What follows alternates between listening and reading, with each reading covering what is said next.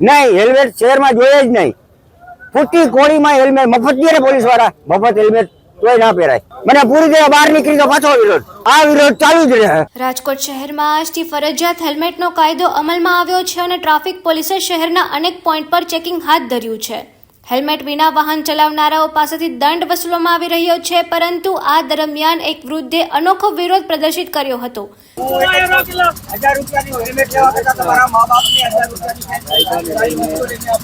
જેમાં હેલ્મેટ પહેરવાને બદલે તેઓ માથા પર તપેલી પહેરીને રસ્તા પર નીકળ્યા હતા.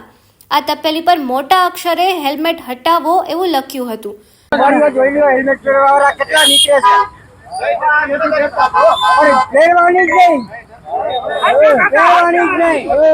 વૃદ્ધે જણાવ્યું કે શહેરમાં હેલ્મેટ ફરજિયાત ન હોવું જોઈએ અને જો દંડ વસૂલવામાં આવે તો તેમના પાસે ચૂકવવા જેટલા પૈસા પણ નથી.